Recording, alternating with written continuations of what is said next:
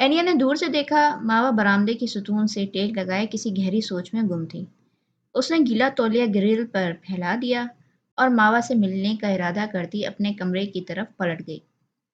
उसी वक्त समीना मावा को तलाश करती हुई एनेक्सी से बाहर आई थी और इसे यूं अलग थलग बैठे देखकर इन्हें शदीद ताव आया था। ये लड़की मेरा सारा प्लान बर्बाद करके ही छोड़ेगी, इन्होंने उकता कर सोचा और नाचार इसकी तरफ आ गईं। मावा घुटनों के गिर्द बाजू लपेटे खुदा मालूम किस बेजार कुन सोच में मुब्तला थी। तुम यहाँ क्यों बैठी हो मावा? तुम्हें इस वक्त अंदर होना चाहिए। मावा के चेहरे पर फैली बेजारी को लिफ्ट न करवाते हुए समीना ने सरजनिश करने वाले अंदाज में कहा, अब क्या आप मुझे ये भी डिक्टेट करवाएंगी कि मुझे कहाँ बैठना चाहिए और कहाँ नहीं? मावा ने तड़क कर पूछा। जब तक तुम अपनी जिम्मेदारी का एहसास नहीं कर लेती, कम से कम तब तक तो जरूर। हाँ, जिम्मेदारी? मावा ने जहरखन कहा। उससे बड़ा मजाक आपने शायद ही आज तक मेरे साथ किया होगा। जब तुम वो सब कुछ हासिल कर लोगी जिसका मैं जिक्र करती हूँ, तो मुझे इल्ज़ाम देना भी छोड़ दोगी। लेकिन फिलवक्त ये ज़्यादा ज़रूरी है कि तुम अंदर चलो। आखिर अंदर ऐसी कौन सी आफत आ गई है जिसे देखने के लिए मेरा अंदर जाना ज़रूरी है? जलाल आया हुआ है और पिछले सवा घंटे से तुम्हारा इंतज़ार कर रहा है। मावा ने मजीद बेजारी से इन्हें देखा। जलाल को अपने घर में कोई काम नहीं है? बेतुकी बातें मत करो मावा। समीना जैसे जिच ही हो गई थी। पहले ही किस्मत ने मुझे कम जिच किया है, जो अब तुम भी। ओ कम ऑन मम्मी, मैं कोई इमोशनल डायलॉग्स सुनना नहीं चाहती। ठीक है, जैसे तुम खुश रहो। समीना ने तहम्मुर से जवाब दिया, लेकिन प्लीज जलाल के साथ कुछ वक्त गुजारो। इससे क्या होगा? मुझे कौन सा इसके साथ सारी जिंदगी गुजारनी है जो अंडरस्टैंडिंग डेवलप करने की कोशिश करूं? उसने फिर पत्थर तोड़ जवाब दिया था। बेशक, लेकिन इसके साथ वक्त गुजारोगी तो तुम्हें हवेली वालों के मुतालिक मालूमात मिलेंगी जो बाद में तुम्हारे लिए फ़ायदा मंद साबित हो सकती हैं। या अल्लाह! मावा ने अपना सर दोनों हाथों में गिरा लिया। ठीक है, आप जाएं, मैं आती हूँ। उसका अंदाज सरसरा जान छुड़ाने वाला था। समीना ने बगौर इसका अंदाज जांचा। श्योर, मावा ने इस बात में सर हिला दिया। ठीक है, लेकिन ज़रा जल्दी आ जाना। समीना किसी कदर मुतमईन होकर पलट गई। मावा कुछ देर तक तो इसी तरह बेजार सी बैठी रही, फिर उठने के लिए पर तोल रही थी कि एनिया ने आकर चौंका दिया। तुम कहाँ गायब हो गई थी? कोई खैर खबर ही नहीं। एनिया ने मुख्तसरन लफ्जों में सरवत की बीमारी का अहवाल कह सुनाया तो मावा बोझल दिल के साथ इनकी खैरियत मालूम करने लगी। तुम बताओ, क्या हो रहा है? कुछ खास नहीं।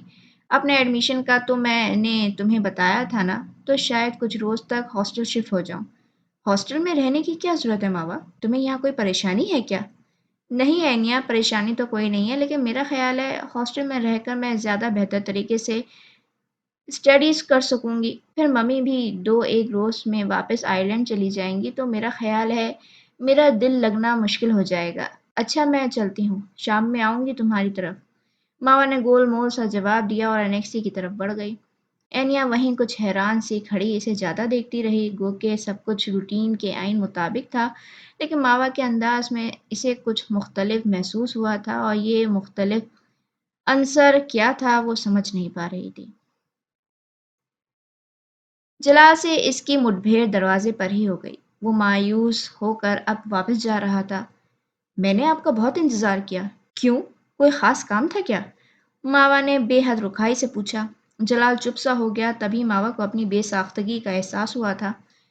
वो दरअसल एनिया के साथ बातों में वक्त गुजरने का पता ही नहीं चला। उसने फौरन बात तो संभाल ली, लेकिन लहजा ऐसा ही रखा था। खैर, तुम इतनी जल्दी क्यों जा रहे हो? आओ बैठो, मैं तुम्हें अच्छी सी कॉफ़ी पिलाती हूँ। अब की बार उसने दोस्ताना अंदाज में कहा था। अब क्या बताती, दरअसल एनिया से बातें करने में इसे देर नहीं हुई थी। वो तो इससे बातें करती बेदहानी में गेट ही अबूर कर गई थी। जब वापस पलटी तो 2 घंटे गुजर चुके थे। जलाल इसके साथ कुछ वक्त ज़रूर गुजारना चाहता था, लेकिन इसे किसी ज़रूरी काम से जाना था। समीना आंटी बता रही थी आप वापस आयरलैंड जा रही हैं? जलाल ने कुछ ख्याल आने पर पूछा। हाँ, मैं कुछ रोज़ के लिए जा रही हूँ। वहाँ मेरी स्टडीज़ से मुताल्लिक़ कुछ काम अधूरे पड़े हैं। इन्हें मुकम्मल करते ही वापस आ जाऊँगी। मावा ने समीना की हिदायत के मुताबिक बना बनाया जवाब दिया। जलाल ने कदरे बेदिली से सर असबात में हिला दिया। मैं आपको मिस करूँगा मावा। मावा ने कोई जवाब नहीं दिया, बस ज़बरदस्ती मुस्कुरा दी। मैं चलता हूँ, खुदा हाफ़िज़। मावा ने इस बार भी इसकी उम्मीदों पर पानी फेरते हुए इसे मुरव्वतन भी रुकने के लिए नहीं कहा और खुदा हाफ़िज़ कहती इससे भी पहले अंदर चली गई। समीना बुरी तरह बेचैताब खाती इसकी मुंतज़िर थीं। तुम्हें अकल नहीं आ सकती मावा, कभी नहीं आ सकती। अपनी हिमाकतों के हाथे सब बिगाड़ दोगी तुम। ऐसी ही बात है तो मेरी जगह आप हवेली क्यों नहीं चली जाती? मामा ने बुरी तरह तड़क कर कहा था, लेकिन फौरी ही वो खामोश हो गई। इसका लहजा बदतमीजी की हद तक नागवार था। वो सर पकड़कर सोफे पर गिर गई। चल हमें उसने बालों में हाथ फंसाए रखे, फिर जैसे खुद पर जब्त करते हुए बोली, जो आपने मुझसे करवाना था, आप करवा रही हैं। लेकिन प्लीज़ अब बाकी के मामला मुझे मेरे तरीके से डील कर लेने दें। आपको बाबा के कातिल का सबूत चाहिए, मैं इसे लाने की पूरी कोशिश करूँगी। बाकी बचा तुर्का जो बाबा जान का हिस्सा है तो मुझे इससे कोई ख़ास दिलचस्पी नहीं है, लेकिन महज़ आपकी वजह से मैं इसकी डिमांड्स ज़रूर करूँगी, मगर अपने तरीके से। इस मामले में आप मुझे डिक्टेट ना करें तो अच्छा होगा। उसने तेज़ लहजे में कहा और अपने बेडरूम में घुस गई। सर पकड़कर बैठने की बारी अब समीना की थी।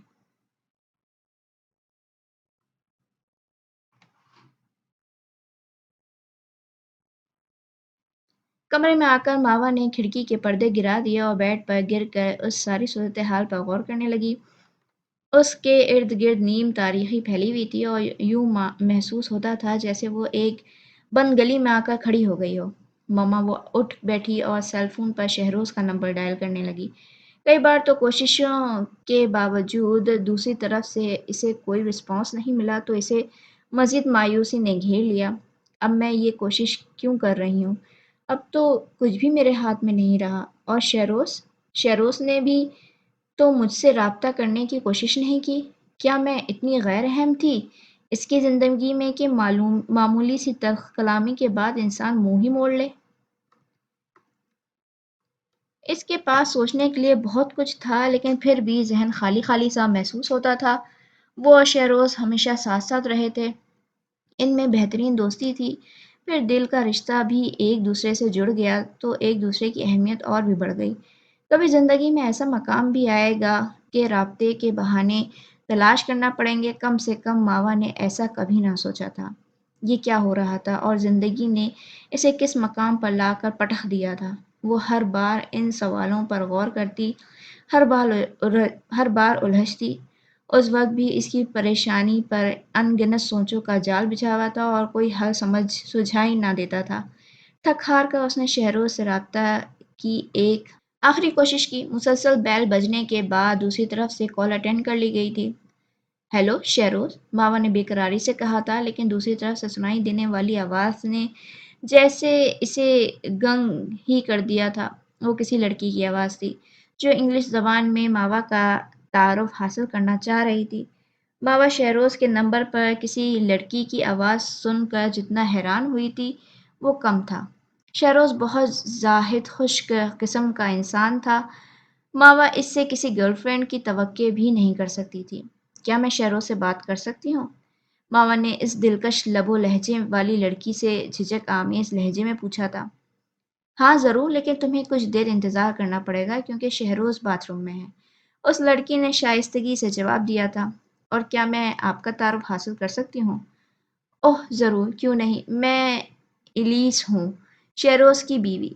खनकता लहजा मोबाइल फ़ोन मावा के हाथ से छूटते हुए बचा। क्या बकवास है ये? बमुश्किल उसके मुँह से निकला था। अरे ये क्या लहजा है? उस लड़की ने अचंभे से पूछा था। कौन है इलीस? मावा हज़ारों में पहचान सकती थी ये शहरोज़ की आवाज़ थी। कोई बदतमीज़ लड़की है, इसे बात करने की भी तमीज़ नहीं है। हेलो मावा, यकदम शहरोज़ की आवाज़ उभरी थी। मावा चल हमें बोल ही नहीं सकी। मावा, ये तुम हो ना? शहरोज़ ने तस्दीक चाही, लेकिन इसका गड़बड़ाया हुआ लहजा मावा से बहुत कुछ साबित करने को तैयार था। मावा ने लरसती उँगलियों के साथ कॉल मुंतक़े करके सेलफ़ोन बेड पर रख दिया। इसे लग रहा था इसका दिमाग फट जाएगा। चंद ही लम्हे गुज़रे थे कि फ़ोन की बीप बजने लगी। मावा इस कदर ख़ाली और ज़हनी का शिकार थी कि इससे फ़ोन की तरफ मुतवज्जे भी नहीं हुआ गया। लेकिन कितनी देर तक वो ये लाताल्लुकी बरत सकती थी? ہیلو ماوا، پلیز یار مجھے غلط مت سمجھنا، میں تمہیں بتانے ہی والا تھا۔ بلیو می، میرے لیے تم سے زیادہ کوئی اہم نہیں ہے، لیکن الیس میں تمہیں بتا دیتا۔ اس کا غیر متوازن وضاحتی لہجہ جھوٹ مجسم نہیں ہوتا، اس کا احساس ہوتا ہے جو لہجوں میں عیاں ہو کر کسی دوسرے انسان کی ہستی بگاڑ دیتا ہے۔ تم کیا بتا دیتے شہروز؟ ماوا نے بے حس لہجے میں پوچھا۔ یہی کہ میں الیس سے شادی کر چکا ہوں۔ میں مجبور ہو گیا تھا ماوا، تمہیں سمجھنا چاہیے، میں بہت مجبور ہو گیا تھا۔ ماوا پوچھ نہ سکی کہ اس کی کیا مجبوریاں تھیں، بس ذہن کے چوکھٹ پرکھٹ سے ایک خیال آن گرا تھا کہ اس نے بھی تو جلال سے نکاح کا فیصلہ کسی مجبوری کے تحت ہی کیا تھا۔ ایک فیصلہ اگر شہروز نے بھی کر لیا تو کیا فرق پڑتا تھا؟ آن کے آن میں وہ بے دم سی ہو گئی تھی، لیکن ساتھ ہی وہ یہ بھی سمجھ گئی کہ یہ تقدیر کا ایک اور کاروار ہے جو ثمینہ کی رضا پوری کروانے کے لیے اس کی ذات پر ہوا تھا۔ اب کوئی حالیہ کوئی بہانہ نہ کام آنا تھا۔ وہ تھکے تھکے انداز پہ میں اٹھی اور اپنا سامان پیک کرنے لگی۔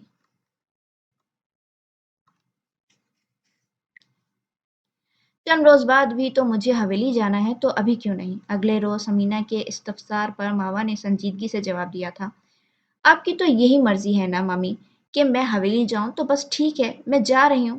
آپ گاڑی اور ڈرائیور کا بندوبست کر دیں، باقی کام میرا ہے۔ مجھے سانپ کے بل میں تو ہاتھ ڈالنا ہی ہے، چند روز بعد ڈالوں یا چند روز پہلے، اس سے فرق بھی کیا پڑ سکتا ہے؟ اس نے سنجیدگی اور کسی قدر لاتعلقی سے جواب دیا۔ اس کے مزاج میں یہ عجیب سا روکھا پن کچھ روز سے در آیا تھا۔ اچھا تھا کہ تم میری پلاننگ کے حساب سے چلتی، سمینا نے بھی سنجیدگی سے کہا تھا۔ سب کچھ آپ کی پلاننگ کے حساب سے ہی تو ہو رہا ہے، ماوا نے پتھر چھوڑے تھے۔ پھر بھی پلیز ممی، اس نے چڑھ کر کہا تھا، میں اس ساری صورتحال سے تنگ آ چکی ہوں۔ واقعی جب چند روز بعد حویلی جانا ہے تو ابھی کیوں نہیں؟ اور آخر ان چند روز میں جلال سے حویلی والوں کے متعلق معلومات حاصل کر کے میں کر بھی کیا لوں گی؟ تم ابھی نہ سمجھو جو میں سمجھانے کی کوشش کر رہی ہوں، نہ سمجھ؟ ماوا نے زہرخن مسکراہٹ اچھالی۔ آپ اپنی اسی نہ سمجھ بیٹی کو جنت بی بی کا منہ توڑنے بھیج رہی ہیں، یاد رہے۔ تم کس قدر ضدی اور بدتمیز ہو گئی ہو ماوا، سمینا نے جیسے صدمے کی کیفیت میں کہا تھا۔ ماوا ایک بار پھر ہنسی۔ کاش میں ضدی ہوتی۔ حیرت ہے آپ کو ابھی بھی یہ بات سمجھ میں نہیں آ رہی کہ میں ضدی ہوتی تو آپ کی پرواہ ہی نہ کرتی، اور جہاں تک بدتمیزی کی بات ہے تو معاف کیجیے گا، اس طرح کی ذہنی حالت کے ساتھ میں کسی تمیز کا مظاہرہ نہیں کر سکتی۔ ماوا نے صاف گوئی سے کہا۔ سمینا اس کے چہرے کی طرف دیکھیں گئیں۔ یہ ان کی ماوا تو نہیں تھی، اتنی ضدی، اتنی ہٹ دھڑم، لیکن اگلے ہی پل وہ انہیں حق بجانب لگی۔ ایک انسان کو کسی بہت ہی نامساعد صورتحال کا سامنا کرنے کے لیے تنہا چھوڑ دیا جائے تو وہ شاید اس سے بھی زیادہ بری طرح رد عمل ظاہر کرے۔ مجھے شہروز کا فون آیا تھا، تم اس کی کال ریسیو کیوں نہیں کرے؟ سمینا نے بات ٹالتے ہوئے پوچھا۔ ماوا لہجہ بھر کے لیے ٹھٹکی، پھر اس نے سمینا کا سوال ہی نظر انداز کرنے کی ٹھان لی۔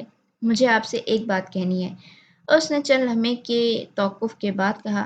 میں یہ نہیں کہہ رہی کہ مجھے آپ کی باتوں کا اعتبار نہیں ہے، یقیناً جنت بی بی نے آپ پر بہت مظالم ڈھائے ہوں گے، لیکن بابا جان کے قتل میں اس عورت کا ہاتھ ہے یا وہ اتنی ظالم ہو سکتی ہے؟ میرا دل ان باتوں پر اعتبار نہیں کر رہا، صرف آپ کی تسلی کے لیے میں حویلی جا رہی ہوں، لیکن اگر آپ کی باتیں جھوٹ ثابت ہوئیں تو آپ ہمیشہ کے لیے مجھے کھو دیں گی مامی، اینڈ دیٹس اے پرومس، اس نے حتمی لہجے میں کہا تھا۔ تمہیں لگتا ہے میں نے تم سے جھوٹ بولا ہے؟ سمینا نے صدمے کی کیفیت میں پوچھا۔ میں نے یہ ہرگز نہیں کہا، ماوا نے تیزی سے کہا۔ میں صرف اتنا کہہ رہی ہوں، میرے دل کو اعتبار نہیں آ رہا۔ ایک ہی بات ہے، سمینا نے سرس سے اس کی بات قطع کی، اور یہ میرے لیے بے حد دکھ کی بات ہے۔ ایموشنل نہ ہوں ممی، آپ کے مطالبات نے مجھے اب تک دکھی کیا ہوا ہے، لیکن میں نے تو اس طرح کی جذباتیت کا مظاہرہ نہیں کیا، اس نے چڑھ کر کہا، اور نیپکن ٹیبل پر پھینک کر اٹھ کھڑی ہوئی، گو کہ اس کے دل میں بہت سے سوالات تھے، بہت سے شکوک و شبہات تھے، لیکن کوئی چیز تھی جو ان تمام باتوں کا اظہار اسے سمینا کے سامنے کرنے سے روک رہی تھی۔ وہ سمینا کو الجھا ہوا چھوڑ کر اپنے کمرے میں آ گئی۔ سمینا کو ماوا کی باتوں نے بے حد دکھ پہنچایا تھا۔ ان کی تو وہم و گمان میں بھی نہیں تھا ماوا ان پر شک کر سکتی ہے۔ اب اس شک کے مداوے کا ایک ہی حل انہیں نظر آ رہا تھا۔ وہ فوری اٹھیں اور اپنے پوشن سے باہر آ گئیں۔ شام ڈھل رہی تھی اور نیلاہٹیں کھلے آسمان پر اپنے آشیانوں کی طرف لوٹتے پرندوں کی قطاریں گزر رہی تھیں۔ سروت کی طرف جاتے ہوئے کچھ پل کے لیے ثمینہ دوہرے خیالات کا شکار ہوتی، کہیں ماوا کی باتیں درست تو نہیں، کہیں ایسا تو نہیں کہ میں اپنا انتقام پورا کرنے کے لیے اپنی بیٹی کو موت کے منہ میں دھکیل رہی ہوں۔ نہیں نہیں، ایسا ہرگز نہیں ہے۔ میں یہ سب کچھ محض رجب کی روح کو سکون پہنچانے کے لیے کر رہی ہوں۔ جنت بیوی کو سزا دلوانا محض میرا خواب ہی نہیں ہے، رجب بھی اس سے خوش ہوں گے۔ ہر بار کی طرح اس بار بھی ثمینہ نے خود کو مطمئن کر لیا تھا، یوں بھی وہ انتقام کے بھرپھرے ہوئے سمندر میں اتنا گہرا اتر چکی تھیں کہ کبھی کبھار سر اٹھانے والے ان خیالات کو رد کر دینا کچھ ایسا مشکل بھی نہ تھا۔ لانج میں ہی ان کی ملاقات اینیا سے ہو گئی۔ وہ ٹی وی دیکھ رہی تھی۔ السلام علیکم آنٹی، آپ دروازے میں کیوں کھڑی ہیں؟ اینیا نے خوش اخلاقی سے کہا تھا۔ اندر آئیے نا۔ نہیں بیٹے، اندر آنے کا تو ٹائم نہیں ہے، میں صرف آپ کی ممی کی خیریت معلوم کرنا چاہ رہی تھی، ثمینہ نے نرمی سے جواب دیا۔ وہ الحمدللہ اب پہلے سے بہت بہتر ہیں، لیکن ویکنیس کی وجہ سے ڈاکٹر نے سفر کرنے سے منع کیا ہے۔ شاید نیکسٹ منتھ یا نیکسٹ ٹو نیکسٹ منتھ واپس آ جائیں گی، اینیا نے تفصیل سے جواب دیا۔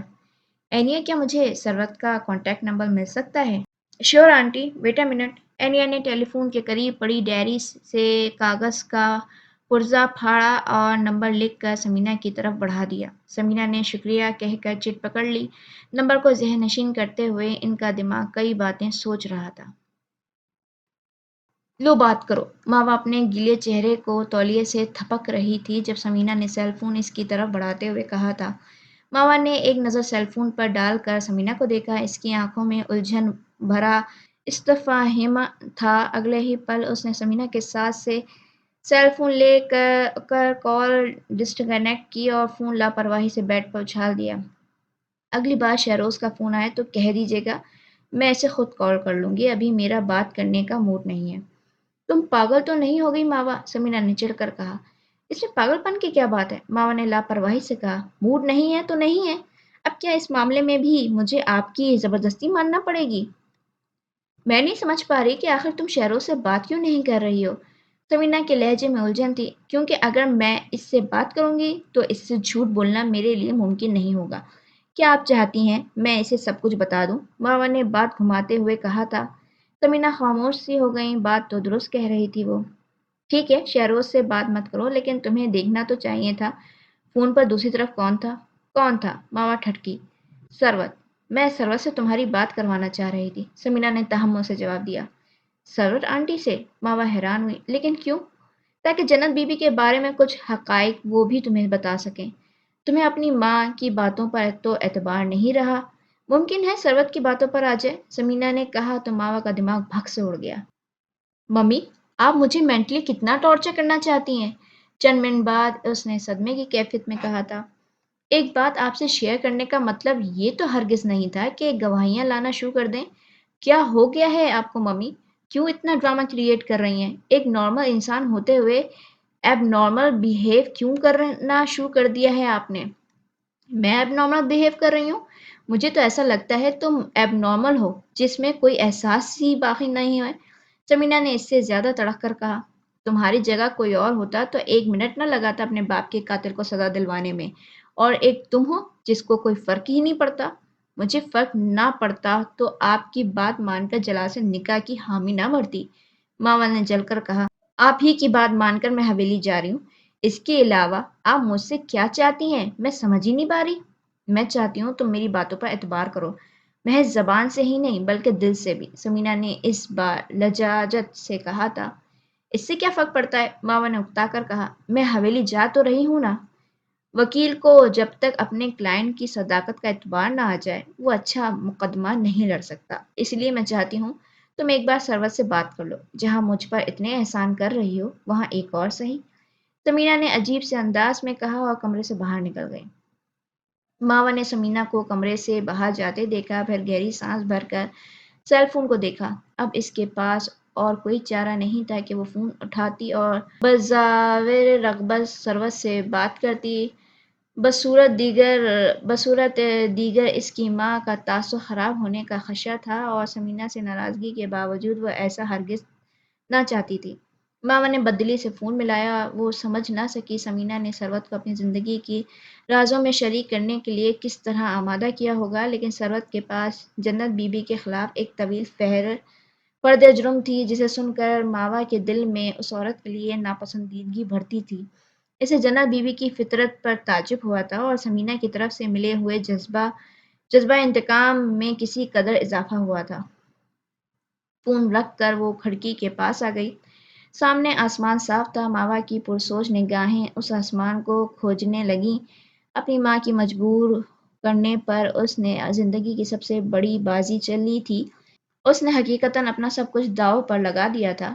بعض اوقات ہم زندگی کے ہر چھوٹے بڑے واقعے کو دوسروں کے کھاتے میں ڈال دیتے ہیں اور کبھی اچھی بری بات کا ذمہ دار تقدیر کو ٹھہرا دیا جاتا ہے۔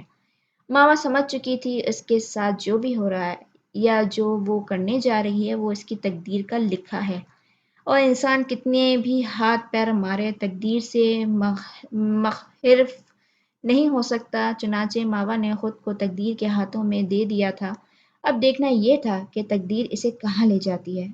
آسمان کے کناروں پر تاریکی پھیل رہی تھی۔ دن کا اجالا تاریکی میں مدھم ہونے لگا تھا۔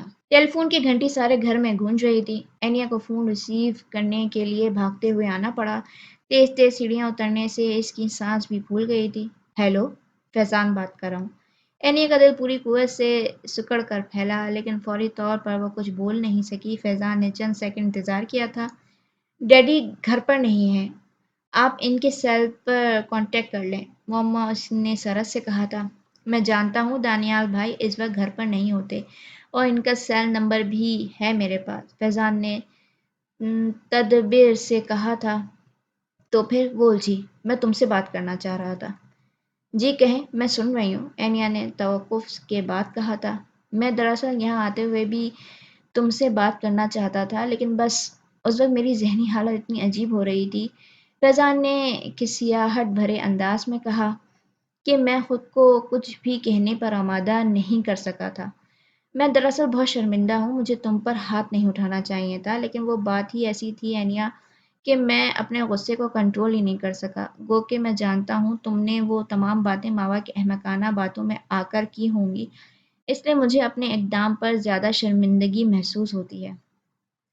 اینیا نے ہمتن گوش ہو کر اس کی بات سنی۔ جملہ مکمل ہوتے ہی گہری سانس بھر کر بولی، آپ شرمندہ نہ ہوں، آپ کی جگہ کوئی بھی دوسرا انسان ہوتا وہ اسی طرح ری ایکٹ کرتا۔ اینیا کا متوازن لہجہ فیضان کو چپ کروا گیا تھا۔ تو کیا میں سمجھوں تم مجھ سے خفا نہیں ہو؟ چند منٹ بعد انہوں نے پوچھا۔ اینیا کسی قدر تلخی سے ہنس دی۔ نہیں ہوں، اور اگر ہوتی بھی تو اس سے کیا فرق پڑتا تھا؟ تمہاری ناراضی سے مجھے فرق پڑتا ہے اینیا، دوستوں کی ناراضی سے سب کو فرق پڑتا ہے۔ پھر اپنی اس حرکت کے لیے میں بہت گلٹی فیل کر رہا ہوں، فیضان نے تیزی سے کہا تھا۔ آپ گلٹی نہ ہوں، میں ناراض نہیں ہوں، آپ نے جو کیا وہ ٹھیک تھا کیونکہ اس وقت آپ حق بجانب تھے۔ مجھے واقعی اس طرح کی بات کرنے کا کوئی حق نہیں تھا، اپنے جذبے مجھے خود تک محدود رکھنے چاہیے تھے۔ مجھے کیا ضرورت تھی کہ آپ کو شریک کرتی؟ اس کا لہجہ تلخ نہیں لیکن دو ٹوک ضرور تھا۔ فیضان سے اس سلسلے میں مزید کچھ کہا نہ گیا، وہ اینیا سے اس طرح کے رویے کی توقع ہرگز نہیں کر رہے تھے۔ اچھا تو کیا میں سمجھوں تم واقعی خفا نہیں ہو؟ چند منٹ بعد انہوں نے دوبارہ پوچھا۔ اس بار اینیا خوش دلی سے ہنس دی۔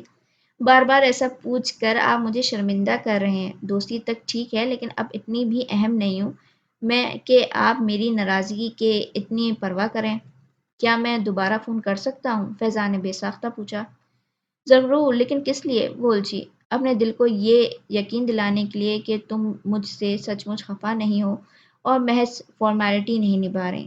ٹھیک ہے، آپ کا جب دل چاہے آپ مجھے فون کر لیں۔ مزید چند ادھر ادھر کی باتوں کے بعد اینیا نے فون بند کر دیا اور فون سیٹ کو دیکھتی رہی۔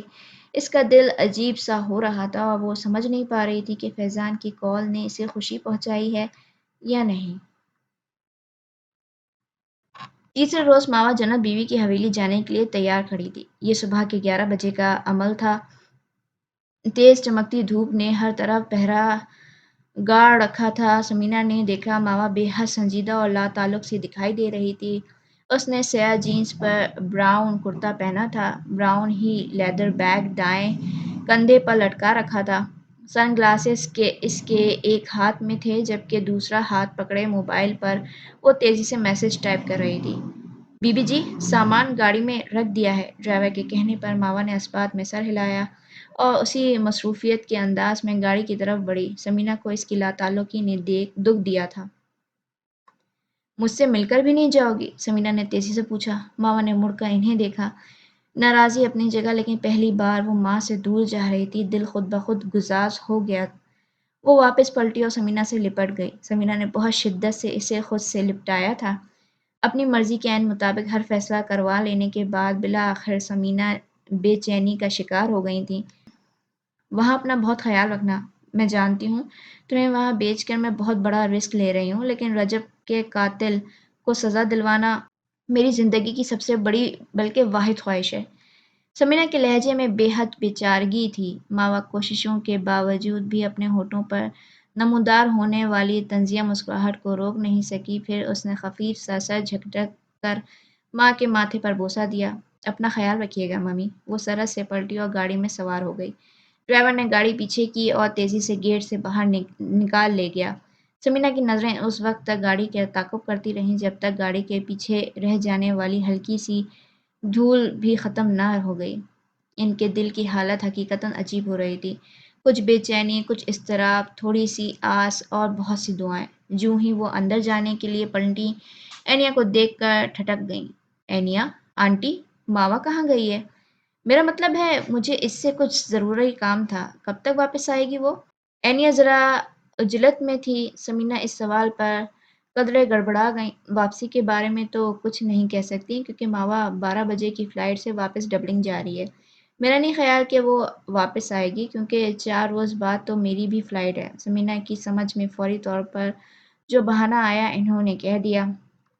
ماوا ڈبلنگ جا رہی ہے؟ اتنی اچانک؟ اینیا کو بہت ہی حیرانی ہوئی تھی۔ حیرت ہے ماوا نے مجھے سے تو ذکر نہیں کیا۔ ہاں بس اس کا اچانک واپسی کا پروگرام بن گیا۔ میری بیٹی ہر روٹین سے جلدی اکتا جاتی ہے۔ سمینا نے اپنی گھبراہٹ پر قابو پانے کی کوشش کی، غیر محسوس انداز میں کرتے ہوئے کہا، میں تو چاہ رہی تھی ہم دونوں کو ایک ہی فلائٹ کی سیٹیں مل جائیں، لیکن مجھے 4 دن بعد کی سیٹ ملی ہے۔ اپنے ڈیڈی سے کہنا توقیر چند روز میں تم لوگوں کے سارے ڈیوز کلیئر کر دے گا۔ سمینا جلدی جلدی وضاحتیں دیتی اپنے پورشن کی طرف چلی گئیں، یوں جیسے پیچھا چھڑوانا چاہ رہی ہوں۔ اینیا نے الجھن بھری نظروں سے انہیں جاتے دیکھا، وہ اسے کچھ پر اسرار سی لگی تھیں۔ صبح 11 بجے شروع ہونے والے سفر کا اختتام شام 4:15 بجے ہوا تھا۔ دھول اڑاتے کچے پکے راستوں پر سفر کرتی ہوئی گاڑی چوہدری دلاور حسین کی حویلی کے سامنے آ رک گئی تھی اور پتہ نہیں سفر ختم ہوا تھا یا شروع ہو رہا تھا۔ گاڑی سے اترتے ہوئے ماوا نے سوچا، اس کے عین سامنے حویلی کا پھاٹک نما قد آدم دروازہ تھا۔ پشت پر ڈھلتے سورج کی روشنی تھی جو اس کے عقب سے نکل کر پھاٹک پر پڑ رہی تھی۔ پھاٹک کے لوہے کی سلاخیں اس روشنی سے چاندنی کی طرح چمک رہی تھی۔ پھاٹک کے دونوں جانب ناریل کے درخت تھے جو پھاٹک پر جھک آئے تھے۔ پھاٹک کے دوسری جانب طویل سرخ پتھروں کی روش تھی۔ پھاٹک کے قریب ہی 2 بھیانک شکاری کتے موٹی زنجیروں سے بندھے ہوئے تھے، جنہوں نے اجنبیوں کی خوشبوئیں پاتے ہی زور زور سے بھونکنا شروع کر دیا تھا۔ اپنے تمام تر اعتماد کے باوجود ماوا کسی قدر گھبراہٹ کا شکار تھی، جس کا اظہار اس کے چہرے سے بالکل نہ ہوتا تھا، مگر رہی سہی کسر ان کتوں نے پوری کر دی تھی۔ اس کا دل زور زور سے دھڑکنے لگا۔ تبھی پھاٹک سے متصل چھوٹا دروازہ کھول کر حویلی کا ملازم باہر نکلا۔ ماوا نے دیکھا، اس نے گرم چادر کے ساتھ کندھے پر بندوق بھی اٹھا رکھی تھی۔ میرا نام ماوا رجب علی ہے، میں آئرلینڈ سے آئی ہوں، مجھے حویلی کے مالکوں سے ملنا ہے۔ ماوا نے بے حد اطمینان کے ساتھ ملازم سے کہا۔ وہ اسے انتظار کرنے کا کہہ کر اندر چلا گیا۔ اس دوران ماوا نے ڈرائیور سے اپنا سامان اتارنے کے لیے کہا۔ سامان اتر چکا تو اس نے ڈرائیور کو کرائے کی رقم ادا کی اور جانے کے لیے کہہ دیا۔ اتنی دیر میں وہ ملازم بھی واپس آ چکا تھا۔ مالکوں میں سے کوئی موجود نہیں ہے۔ کب تک آ جائیں گے تمہارے مالک؟ صاحب لوگ ہیں، اپنی مرضی کے مالک ہیں۔ ملازم نے مؤدبانہ انداز میں جواب دیا۔ ٹھیک ہے، میں انتظار کر لیتی ہوں۔ کیا میں اندر بیٹھ کر انتظار کر سکتی ہوں؟ اجازت ملے بغیر آپ اندر نہیں بیٹھ سکتی، ملازم نے کہا۔ آپ دوبارہ آ جائیں۔ تمہیں پتہ ہے آئرلینڈ جانے اور پھر واپس آنے میں کتنا وقت لگتا ہے؟ میرا کیا دماغ خراب ہے کہ پہلے واپس جاؤں پھر آؤں؟ حویلی کی عورتوں میں سے تو ضرور کوئی موجود ہوگی، ان کو جا کر بتاؤ ماوا رجب علی آئی ہے اور جناب بی بی سے ملنا چاہتی ہے۔ ماوا نے چڑھ کر کہا تھا۔ لمبی چوڑی بحث کے بعد بالآخر ملازم اسے اندر لے آیا تھا اور حویلی کے مرکزی باغ میں پڑی کرسیوں پر بیٹھ کر انتظار کرنے کا حکم دے کر چلا گیا۔ اتنی کوفت کیا کم تھی کہ اس کے بعد خواتین ملازموں نے آ کر انکوائری شروع کر دی۔ اب میں کسی سوال کا جواب نہیں دوں گی، اندر جاؤ اور جا کر جنت بی بی کو بتاؤ ماوا رجب علی ان سے ملنے آئی ہے۔ چوتھی مرتبہ جب ملازمہ اس سے کچھ پوچھنے آئی تو ماوا نے پھٹ پڑنے والے انداز میں کہا تھا۔ ملازمہ اپنا سا منہ لے کر واپس چلی گئی۔ ماوا غصے اور اکتاہٹ سے ادھر ادھر ٹہلنے لگی۔ تھوڑی دیر گزری ہوگی، اسی ملازمہ کے ہمراہ ایک بہت خوبصورت لڑکی اس کے پاس آ گئی۔ السلام علیکم، معاف کیجیے، میں نے آپ کو پہچانا نہیں۔ ماوا گویا جھوم ہی اٹھی، جتنی وہ خوبصورت تھی اس سے زیادہ دلکش آواز تھی، اور خوبصورتی بذات خود کسی معجزے سے کم نہیں۔ ماوا نے کچھ دیر پہلے ہلکی کو جھڑتے محسوس کیا تھا، لیکن ساتھ ہی اسے وہ چہرہ کچھ جانا پہچانا سا لگا تھا، شاید وہ اسے پہلے بھی کہیں دیکھ چکی تھی۔ آپ مجھے نہیں پہچان سکتی۔ مختصر تعارف یہ ہے کہ میرا نام ماوا رجب علی ہے، میں آئرلینڈ سے آئی ہوں اور جنت بیوی سے ملنا چاہتی ہوں۔ اور دوسری بات یہ کہ آپ لوگوں کے ملازمین بہت ہی ناسمجھ اور اریٹیٹنگ ہیں۔ پچھلے 3 گھنٹوں سے انہوں نے سوال پوچھ پوچھ کر میرا دماغ پلپلا کر دیا ہے۔ ماوا کی بات پر وہ لڑکی ہنسی، جھرنوں سی دلکش ہنسی تھی۔ ملازمین کی اتنی زیادہ غلطی نہیں ہے، انہیں تو جو حکم ملتا ہے وہی کرتے ہیں اور بغیر انکوائری کے کسی اجنبی کو حویلی میں آنے کی اجازت نہیں ہے۔ ایک بار جنت بیوی سے ملاقات ہو جائے، سب کو پتہ چل جائے گا میں اسی حویلی کے لیے کتنی اجنبی اور غیر ہوں۔ ماوا نے اطمینان کے ساتھ جواب دیا۔ لڑکی کی آنکھوں میں الجھن سمیٹ آئی۔ میں کچھ سمجھی نہیں، کیونکہ میں تو آپ کو بالکل بھی نہیں پہچان پا رہی۔ ماوا کا دماغ بھگ سے اڑ گیا۔ وہ لڑکی جو خود کو جنت بی بی بتا رہی تھی، بمشکل 18 یا 19 سال کی رہی ہوگی۔ وہ جس جنت بی بی کی تلاش میں اس حویلی تک آئی تھی، یقیناً یہ وہ نہیں تھی، اور یہ وہ نہیں تھی تو پھر خود کو جنت بی بی کیوں کہہ رہی تھی؟ کوئی گڑبڑ تھی، کیونکہ ماوا کے ذہن میں کوندھا سا لپکا تھا۔ اسے یاد آ گیا تھا اس لڑکی کا چہرہ، اسے جانا پہچانا کیوں لگا تھا۔ یہ لڑکی سلطانہ آنٹی کے کالج میں پڑھتی تھی، اور جب ماوا ان سے ملنے آئی تھی تو اس نے اس لڑکی کو دیکھا تھا، لیکن اس کا نام جنت نہیں تنوی تھا۔ اب وہ تنوی تھی یا جنت، ماوا سمجھ نہیں پا رہی تھی اور الجھن بھری نظروں سے اسے دیکھ رہی تھی۔